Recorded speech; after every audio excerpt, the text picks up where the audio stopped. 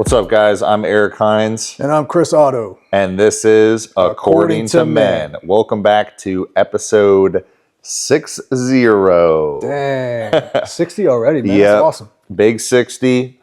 And it's only going to get better from here, man. Heck yeah.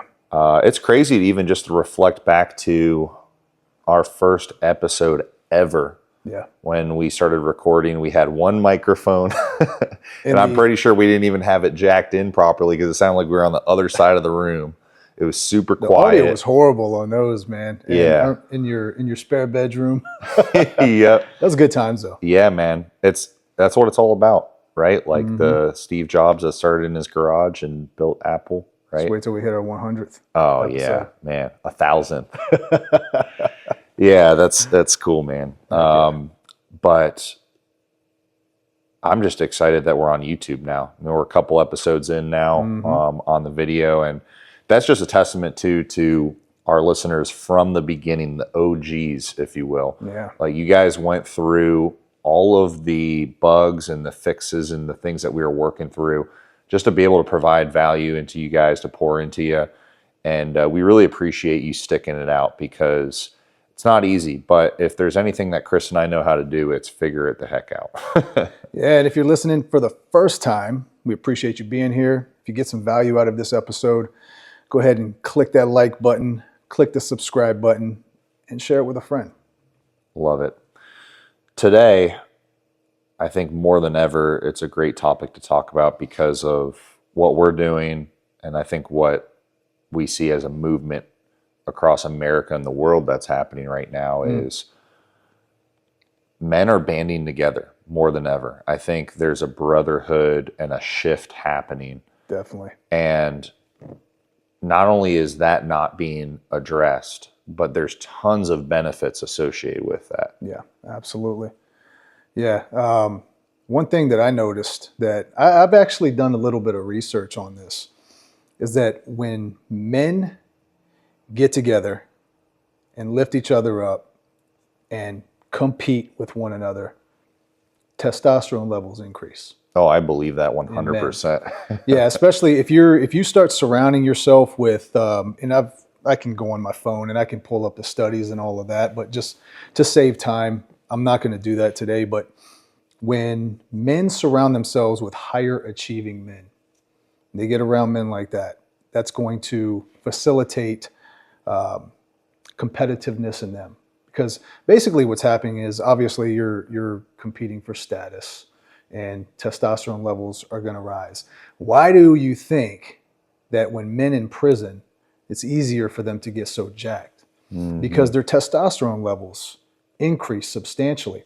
And on the flip side of that, when you surround yourself with weaker men, when you surround yourself with men who are not competitive, and we can go really deep with this, all the way back to when they started the whole movement when it comes to participation trophies and all of that, and started removing certain things from schools.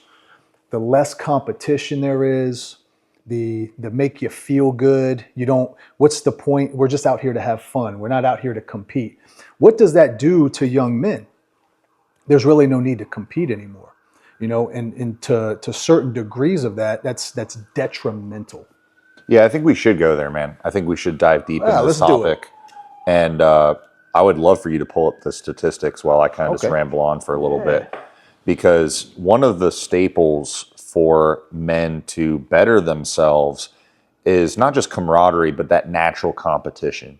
I think when guys are competing amongst one another in a healthy way, and one that's not going to ultimately, at the end of the day, put another man down, I think it's not only extremely healthy, but it's very beneficial to both parties. Because as a man, you should naturally aspire to conquer. You should naturally aspire to win and to collect wins. And in modern society, because of how oversimplified and how over-convenienced we are with a lot of different systems and processes, this is done in a lot of different mediums, but in not as barbaric as we used to see back in the day, right? We're not going out there and grabbing a sword and a spear and an axe and three people just kind of getting after it to the death, right? We have sports, we have various athletic competitions and feats. I know that's something that I constantly try to put myself into those shoes throughout the course of the year to keep myself honest, to see where I kind of draw my line with other athletic males around my age and my age group. And that pushes me harder. That sets a standard and a precedence, both a ceiling and a floor for where I am, and allows me to kind of gauge where I want to be as well. It's a very healthy thing to have competition. And I don't understand the argument for the opposite. Yeah. Like I see parents all the time say, oh, my kid isn't very competitive. Or even people that I've competed against that look at me with a competitive nature in a negative light. Mm-hmm. And I'm like, that must have been the start of the fall of it, because when you talk about participation trophies, you talk about removing the competitive nature and competition, especially in men. It not just softens the mindset, but also physically. As young boys, as young men, we are growing, we're surging with testosterone. And when you stifle that, it's almost a purposeful attack that agenda has been put in place, mm-hmm. so that it is a lot harder to reverse later on. Because we've seen it come full circle, where we worked with guys in their 40s and 50s that, we'll fix anybody, but holy cow, it just looks like almost a lost cause sometimes, because it's just been so many years with that narrative pushed and that lack of inactivity and competition in the field, in the battlefield, right? And I think even like entertainment and sports too, just a minor rabbit hole before you go on the statistics, pushes that mentality of it's okay to be, you have a louder voice and opinion on the sidelines than you do in the arena. Yeah. And that's where we've completely lost touch with reality, but also with our competitive nature and spirit as men. Yeah, I agree. Now, when you were growing up, you obviously played sports? A ton of them. And did your father, did he instill in you that competitive edge, that competitive spirit that you have? Absolutely. Even when we were playing with other young men our age at recess and having play dates and stuff like that, man, we wouldn't be those kids that come running, crying to mommy and daddy if we fell over, scuffed our knee, or kid pushed us or whatever. We'd be the ones that were like, you know what, let's cut our losses or fight, right? Mm-hmm. And of course, there's repercussions with that, because there's a time and place to enact that. We talked about emotional control a couple episodes back. It's so imperative even as a young man, because that can vary. That is almost boundless energy that needs to be harnessed to some degree. But yeah, man, absolutely. And you notice it immediately too when you operate in that competitive spirit. Who isn't? Right. Right. Because if just that one little push, mentally or physically, mm-hmm. you can easily see where their limitations are. Oh yeah, yeah. And when you said the part about fighting, mm-hmm. I remember when I was a kid, my competitive edge I got from my dad. It's watching my dad play sports when I was a kid, because mm-hmm. he was all into softball, into basketball and all that. I watched him, I had to have been about 4 or 5 years old at a softball game. Mm-hmm. Huge fight broke out. I remember my mom had to take us home because it got so bad. It was like the whole team. The whole team, team against team fight. Yeah. Like that's how competitive these guys were. Right. And I watched my dad get into fights playing basketball too. And watching my son play soccer today, just seeing how frustrated he was getting. Mm-hmm. And compared to a lot of the other kids on the team, the competitiveness in him, and I know that is taught, mm-hmm. that competitive spirit. It's learned and it's taught. Because if you're not a competitive person yourself and you don't instill that into your kids, and I'm not instilling, fighting other kids or anything like sure. that into my kids. My dad never try to teach me that. No, nor Obviously, did mine. teach me to protect myself, Right. but not to go out there and look for a fight or anything. But that's what happens. Like when you have that aggression, that testosterone, you're going to be ready to fight. Yeah. Because you want to win that bad, right? And even to the point where my son would even cry. He would like get so emotional. Yeah, dude. Not knowing how to release that emotion. It'll come out in tears. He gets so, like if he loses a game, he'll get so upset. He'll get so upset with his team if they're not doing what the coach says, right? And then that's where that coaching on my part has to come in with how to deal with the emotions and how to deal with what the other kids on the team, what they're doing, and you can't control that. Now you have to, this is what you can control. This is what you need to work on. Yeah, and there's a beautiful thing you said that I'm going to tie it right back in to Brotherhood so we can continue on that subject. When you talk about it was a team-on-team fight, think about all the sports that we're involved in when we were kids and that our kids are involved. They're mostly all team sports. Very few, unless the kid's really good or they just have an aptitude for or a liking towards a certain sport. Usually kids are pretty well-rounded. They'll play a couple different ones, especially when they're trying to figure it out. Right, yeah. But none of them are really individualistic sports. They're mainly team settings. And when you don't have good team camaraderie, like when we see fights break out in baseball and then you see the whole dugout come out, right? That's how you know that there's a brotherhood. It's a unit. Right. Yeah, that team is a unit. And nobody, everybody nowadays on social media, because it's glorified, loves to puff their chest and say, oh, I'm a lone wolf and everything like that. At the end of the day, if you're in a fight and you get jumped by another 10 dudes that are in a pack and you don't have anybody to back you up, that mentality means nothing, right?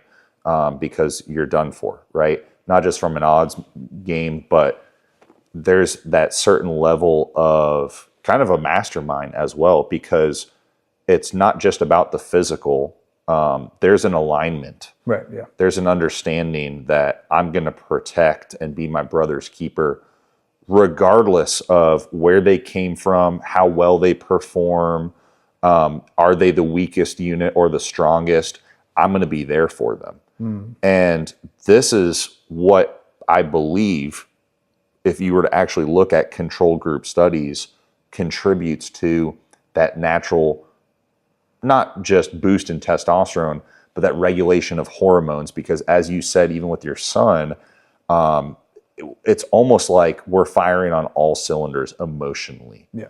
And we don't know how to harness and to leverage and focus that energy into one specific thing. So a lot of times it comes out in a number of different mediums. It does, yeah. And that's just true with hormones in general. Yeah, especially when you're 13 years old and your hormone, you can't even process what the heck. You don't know what the heck's going on. It's very difficult to control that. Even even if your dad's in great shape and he knows all about, hormones and testosterone regulation, he's going to look at you sideways too and be like, man, I don't remember even being like this when I was a kid. Exactly, Yeah, it's crazy, man. Yeah.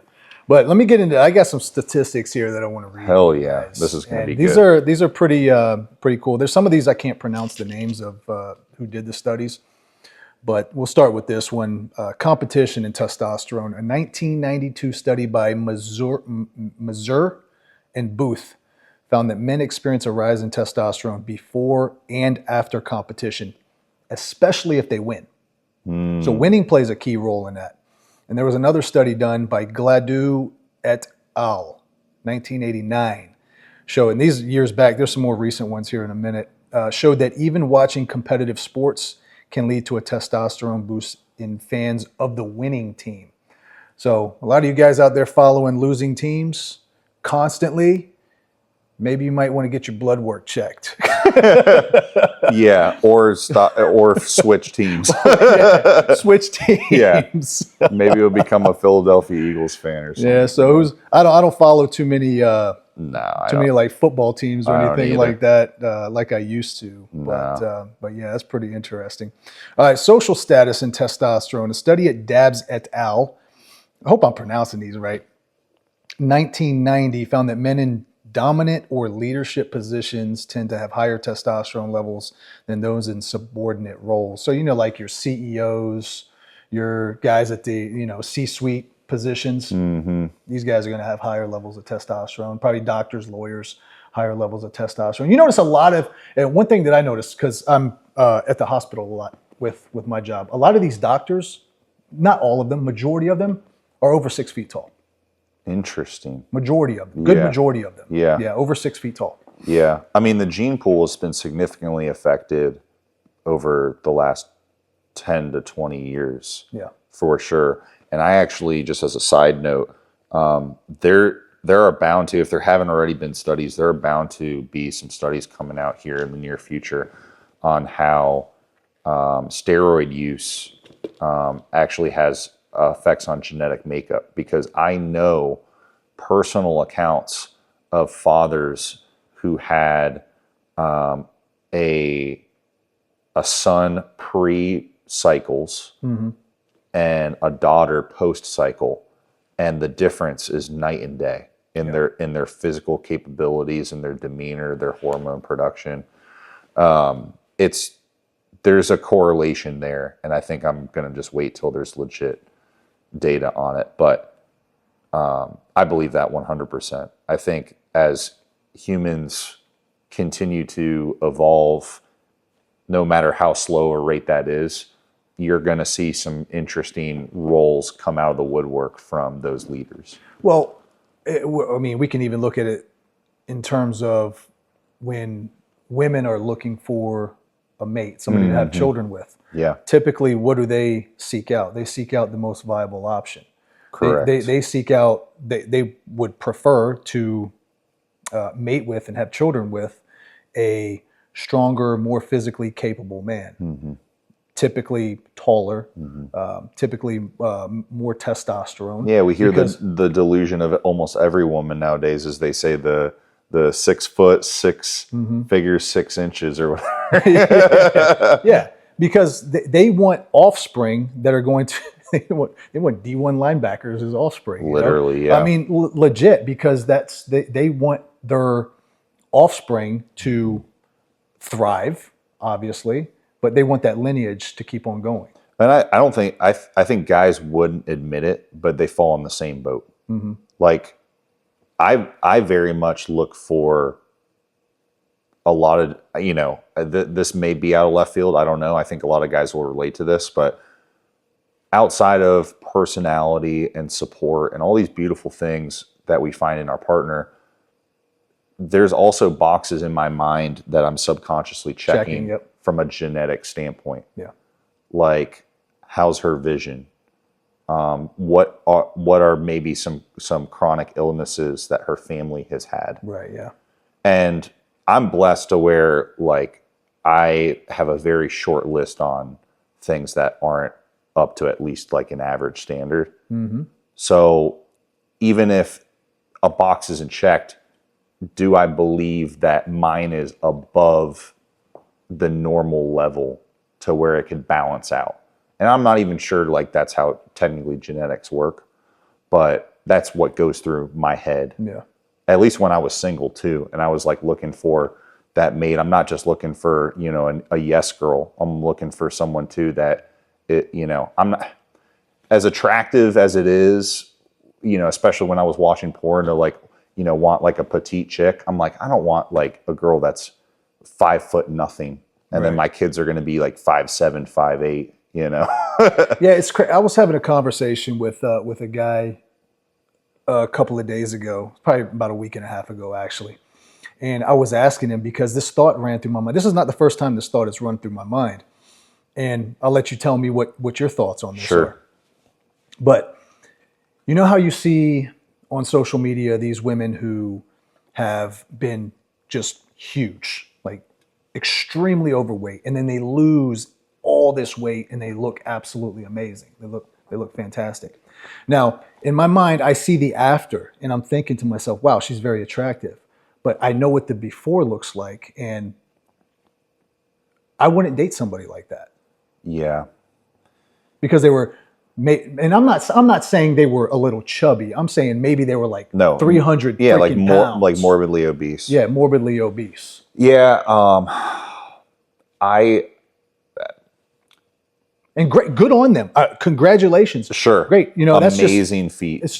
It's just the standard that I have. Yeah, and I think never say never, but I also think that it depends more on the mindset and the psychology more than anything, because it's kind of no different than, and I'm just playing devil's advocate here.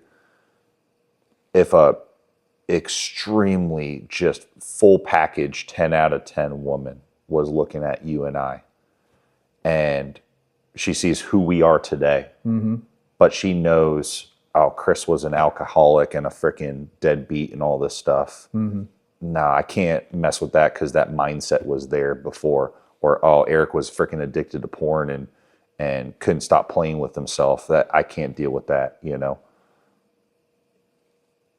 Even though somebody came from that, even though like gluttony and getting overweight is definitely unacceptable. Some of the stuff that we've done is unacceptable too. So I think it really matters, not just that they turn the corner, but are they truly like locked in? Because I've seen people lose crazy weight and transform their bodies 180 to where it should be. Right. But then they can't stop getting back to where they were. Right. And now you see them at this in-between stage where, yeah, they lost the 100, they lost the 150, but they're up plus 30, 40, and they're locked in, and they just seem to keep hitting those excuse points on why they can't stay at that full transformation they were at. Yeah. So I think it's just a little bit more nuanced. Now, I would agree that from like a skin perspective, and I know this is just shallow of me, but like if she lost a lot of weight and she had like loose skin and stuff like that, it's just not attractive to me. Yeah, no. But again, but like hey, we're allowed to have standards. Correct. But people will call us shallow. Yeah, and I'm okay with it. Right, and that's why these opinions. The show is not for everyone because like we're allowed to have our own viewpoint on stuff. But I've seen all different archetypes just from being, and I'm sure you have too, being in the health and fitness space for so long that I think it all just comes back to mindset. Yeah.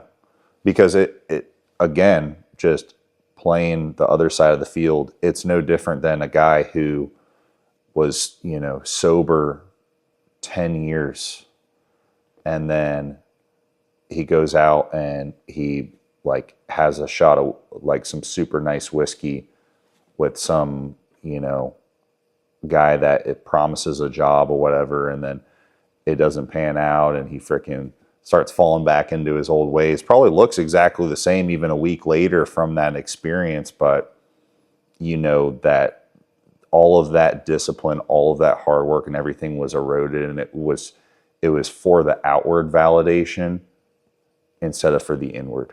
Yeah. Yeah, good stuff. Yeah, man. All right, got a couple more of these that I want to read here. Yeah, let's hear some of those more recent ones. Not to discredit anything from the 80s and 90s. Here's one from, I'll read one from 2013. So group influence, a study published in Hormones and Behavior found that men's testosterone levels can increase when surrounded by other high-status competitive men, reinforcing dominance-seeking behavior. Heck yeah. That is legit. Yeah. And then I had a couple more that I was able to pull up here. But, I mean, regardless, that just all of this just goes to show the importance of surrounding yourself with good quality men. Yeah. Good competitive men who are higher achieving, men who are doing something with their life, men who have purpose, because you're the sum of the 5 people that you surround yourself with. As cliche as that might sound, and you hear it everywhere. And getting around those types of men on a consistent basis, at least, a couple of times a month, then you're gonna put yourself in a position where you're not only just elevating your testosterone, but you're also elevating your life in all other areas. You know, hang out with guys who are making more money than you. Hang out with guys who are more fit than you. That's why going to the gym and being the fittest guy in the gym, like, you need to find a new gym. Yeah. You know? It condones the respect that you aspire to be like that. Yeah. Because when guys are subjected to, enslaved to vices, they will seek people who are even deeper in the hole of the vices that they like. Yeah. Dude, I used to freaking put on the pedestal all of these male porn stars because the most cuck thing you can do is watch porn, because you're envisioning yourself in the position of the guy. So you're watching a guy naked screw the girl that you want to screw. So like you most guys won't admit this, but they'll have a list in their head of male porn stars in the scene that they connect with, that they could watch those particular scenes in women. Dude, I know that sounds sad and it's super specific, but I know because I did that. Yeah. And that's what happens when you're over a decade, you know, addicted, and you're just not willing to admit you have a problem.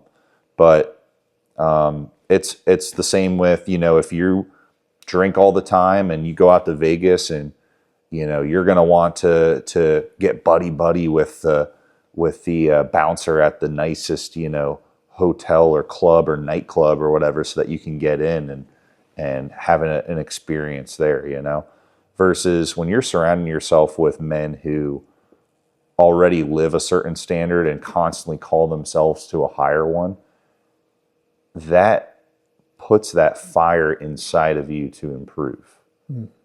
And because if you don't, you're automatically creating a distance for you to be able to connect and to link arms with that individual. Because I know right now, if I stopped going to the gym, it wouldn't take but a couple of days, because Chris knows me.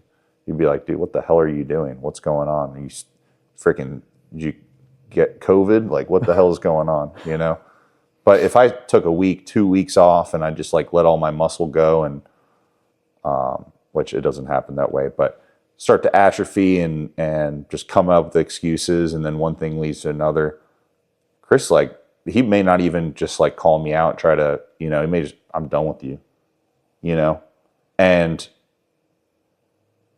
that's okay, because I don't blame him in that scenario. If I'm really giving up on myself and I'm not giving my maximum effort, even on the days where I struggle the most, it's going to show. Yeah, I mean, let me rewind just a little bit, because I wouldn't give up on you and say, you know, I'm done with you. I'd try and, what the heck's going on? Because that's not you. Yeah. You know, you're what's happening? There's something going on in your life that needs to be addressed, and that's the importance of having that brotherhood, because that would not happen to a guy like you, because you've got guys like me in your corner. Okay, so I know you're just trying to paint some picture there. This scenario, yeah. Scenario, but I mean, clearly that would not happen. That's if you were a lone wolf, you know, that in something happened in your life where you didn't have anybody to reach out to, you didn't have a shoulder to lean on, you didn't have those brothers in your life, and you just had, you know, maybe your girl. Well, if something happened in your life and you started to go downhill, your girl would probably end up leaving you. I can promise you that. Or cheating on you, yeah. That would go downhill real quick, your relationship. And along with your mentality, you not hitting the gym anymore, your girlfriend just left you, then you would just downward spiral if you don't have a strong brotherhood to reach out to, or that's going to reach out to you and say, hey, what the heck is going on, and call you on your BS. So yes, that can happen, but when you have a circle that is always going to be there for you, especially the type of circle that you have in your life, that we have, Yeah, that crap is not going to even happen at all. Yeah. So, and I'm really glad you clarified that for me. So let's paint the picture for a listener who doesn't have that circle. Mm-hmm. I think what you just described is what is the standard. That's what you should look for. I think if a guy does, if you're seeking out brotherhood from a guy who seemingly has his standard dialed in, like a Chris, and you're not receptive to helping me elevate and pull me out of the hole that I'm in, then that might be an individual with a lone wolf mentality. Yeah.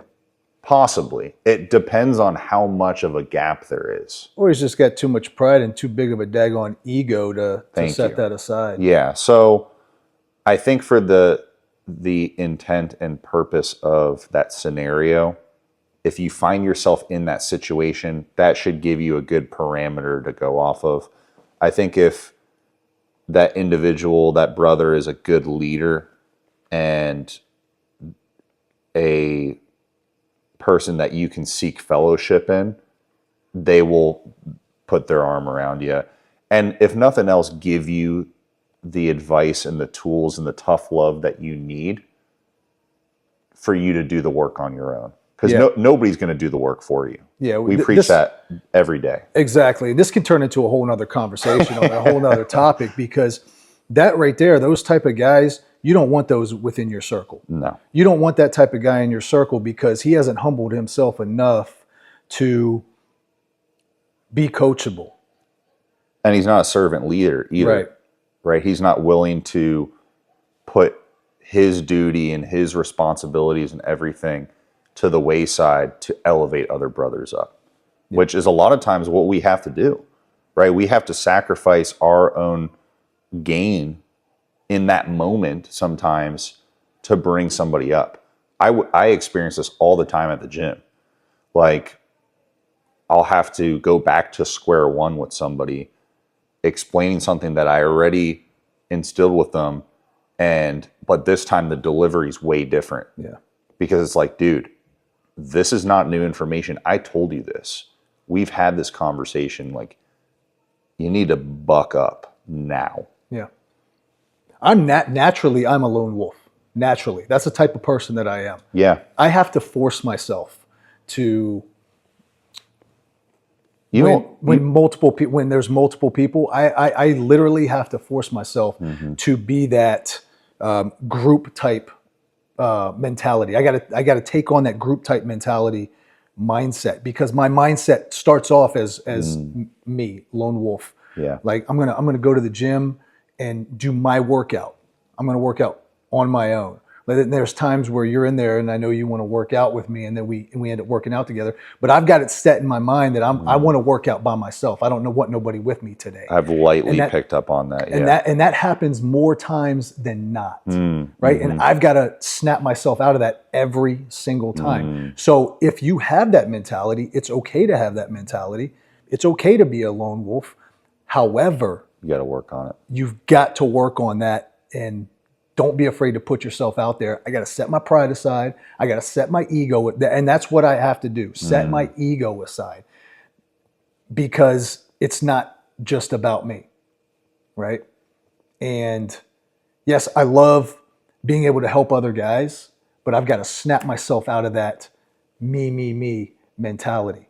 And that's one of my weaknesses that I have. And I'm not afraid to admit it. I commend you for that, man, because I was going to say, before I almost interrupted you, was I noticed that about you when we first became friends, when we first met. You were very much like a lone wolf, definitely a go-getter, and like had that really hungry spirit and mindset. But it was like, you need to match where I'm at for me to consider, rolling with you. Yeah. And because of where my mindset was and where I was in my journey, I was like, bet, okay, I'll meet you at where you're at, Chris. And like, dude, I did so much uncomfortable stuff in the name of just us sharpening each other's iron. Yeah.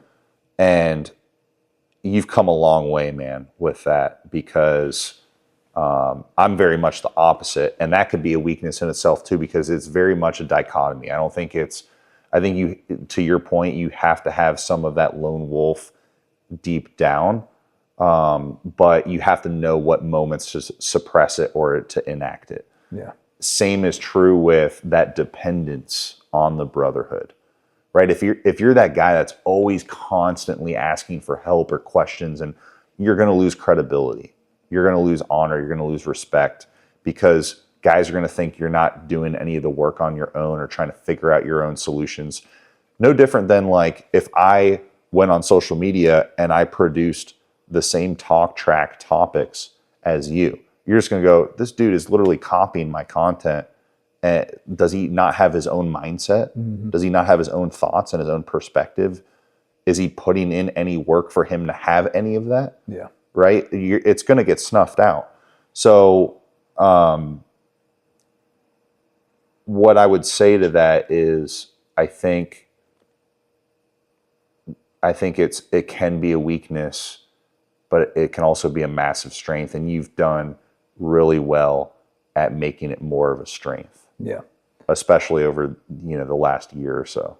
Yeah. Like I said, man, I really had to humble myself, because when we first met, I know I can seem pretty standoff. Most people, when they first meet me, they after they get to know me, it's a totally different story, but they say when they first met me, I seem very standoffish. Mm-hmm.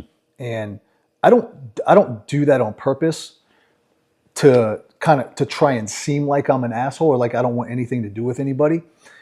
I think it stems from me having standards that are so high, mm-hmm. that are up here, that, just like you said, match my standards. Correct. Right? And most people, through my experience that I have met, like, hey, workout buddies, let's work out together. There's always an excuse, something that comes up. Mm-hmm. That's why, let's grow together, and they fall off, mm-hmm. right? Mm-hmm. I'm doing it. I know what my standards are. I'm going to deliver on it no matter what. And that's the mentality that I have. And you're one of the very few guys that I've met that can meet that standard, right? But when I first met you, my mentality was, be humble, set the ego aside. You might learn something from this guy. And that's the mentality that I have to have going into meeting every person that I meet, every dude, because I might be able to learn something from them. If I don't switch my mentality to that, I'm going to shut it off. And I'm going to pretty much, hey, I'll shake your hand. Hey, nice to meet you. Maybe I might be able to offer you something that may give you some value. But if I don't have that mindset that I can learn something from you, and it's not just I can help you with something or you might gain some value from, then the relationship won't grow. Mm-hmm. Does that make sense? It makes perfect sense, man. And I'm not trying to come off, and I'm not trying to sound like an arrogant, and that can be arrogant. And that's one of the weaknesses that I have to work on, that I continue to work on. It's all about perspective, man. And I thank God that you had that back then, because I don't think we would be friends today if you did. And there was stuff internally too on my end. I don't want this to make it seem like it was all on you, because it's a two-way street. But it's amazing how perceptive we are to those things, to where as soon as you mentioned it, I was like, man, I have noticed I've never said anything, never spoken that thought out loud. But I was like, I could kind of, there's mornings I could feel it. I'm like, I'll just say what's up to Chris, and I'll let him do his thing, And to your defense, and to your point, I think a lot of that nature and that drive and that direction, and also just how you operate, is a lot from your profession and the years of work in that too, because, from things like not wanting to be in spaces with large crowds, to analyzing a room, to a person, right? That profiling aspect. That's stuff that not a lot of people gain knowledge of or have reps with unless you're in your profession or unless they experience a lot of things in their life and have the tenure to back it. Like, I think you're most certainly better at profiling than I am, of course. But I think from interacting with so many people across different industries is where I kind of was able to cut my teeth and have that understanding. Yeah. Because that's where we really juggle off one another really well. And I think is a testament to how honed in our friendship is because of that understanding, that unspoken, like, Roger that. Like, I get it. And I want to continue to challenge you to get out of that comfort zone. You know, one of the things I wanted to suggest to you offline, but I'm okay with talking about on here is, let's go. Is coming to Summer Smash. Okay. You know, it's a big event and there's lots of people there, but it's one of those few moments, especially in a city like St. Louis that is very ridden with crime and, you know, and it has its connotations, right? But you seem to almost be within First Form's celebration of their customers, their athletes and everything like that. It is in a bubble. And you're around for 4 days, all of the people that just get it, like you. Like the mindsets, everything is focused around a fitness-oriented event. And letting loose too and having a good time. But it's one of the few spaces that you can go, relax, interact with a ton of people, make a ton of new friendships, a lot of amazing networking and connections, and not feel the pressure to drink, to do anything that goes against what bettering yourself truly is. Yeah. And yeah, I see all the videos, the photos that you guys post all the time. Looks like an awesome time. I'm not going to dance. Yeah, hey, that's okay. You don't need to, man. But I think there's a lot of people that know you online that would love to meet you. Yeah. I think you'll get a lot of the recognition that you deserve that sometimes coming from just me doesn't really mean too much in the moment. And dude, there's so many people, you know, one of the most humbling things is going there and people either recognizing the gym, saying they follow me or listen to the podcast and thanking me. And I'm like, man, I'm nobody. I'm just a normal dude just giving real advice, right? Like what we talk about, the slogan of the show, right? Real men, real lessons, real solutions, right? And it's important though that we get that pat on the back because as men, we hold all this weight on the weight of the world on our shoulders. And when we don't get recognition, it's very easy to get burned out, to become a slave to temptations. And we see it all too often. And I know I've been there before. And I know we don't do it for the recognition, but it is a nice to have. And I think that would be one of those cool moments that I'd like to plant that seed now, that if you don't have anything going on the first or second week of June, I would love to have you out there with me, man. I will definitely consider it. I'll pull up the calendar and we'll see what's going on. Yeah. So to come back to the topic of brotherhood and not only how it just elevates everyone in that core group. You get recognition in the brotherhood, though. That's true. You do get recognition in your brotherhood. Yeah. We recognize each other. We give each other a pat on the back, you know. So that's one of the pluses about a brotherhood too. Yeah, and I think that's rare outside of a brotherhood. I think it doesn't happen at all. Yeah. I think if anything, it's just bitter jealousy that's surrounded from ego and pride. Yeah. How dare that dude be doing better than me? Or, oh, he cheated, or he did this, oh, he's this, that, and the other. You know, we see it all the time, man. There's so many haters out there, man, that will make up all these excuses of why you shouldn't be where you're at or why you shouldn't. And, you know, that we already know that that's just their own insecurities talking. Yeah. You know, but the one thing I will say about men's recognition, though, is it's always just super, super authentic. Yeah. A masculine man, when he is recognizing you, will tell you from the heart the truth. Yeah. No filter, straight up. With women, yes, they give a lot of atta girl and recognition, but a lot of it just seems fake.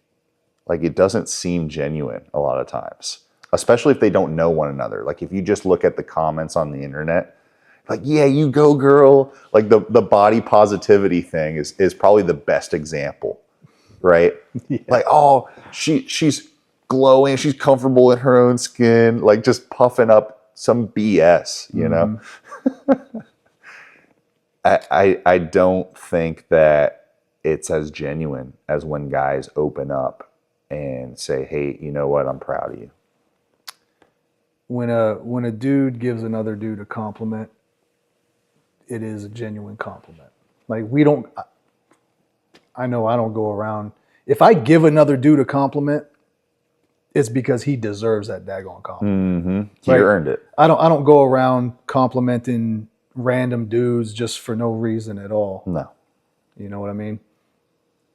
I'll sometimes do that to start conversation.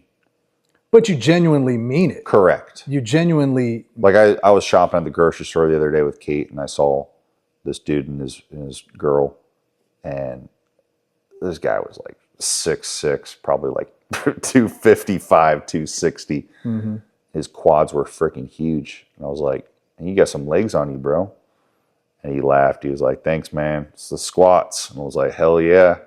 That was it. You know, it's just a super simple interaction. Yeah. But you just never know. And hell, I mean, that guy could have been going through the ringer that day, and that could have just uplifted him. And that's what I think about too when I leave that compliment. I don't just try to just small talk, you know. It's always from a kind place and a good gesture, because you just don't know what men are going through, man. Yeah. And and that's why the brotherhood is so crucial, man. I think as we create this movement here in Virginia Beach with the Iron Mind Tribe, it's going to be a complete game changer on a scale that nobody's ever seen, because leadership is unbiased, and it has to have certain aspects that we talk about all the time. You have to take accountability. You have to put in the work. You have to serve others. You have to constantly reflect to improve. Yeah. And I don't care what company you're part of. I don't care what your dad's like. I don't care if you're in the military or you're a police officer, you're a fireman. There is a need for better leadership across the board. 100%.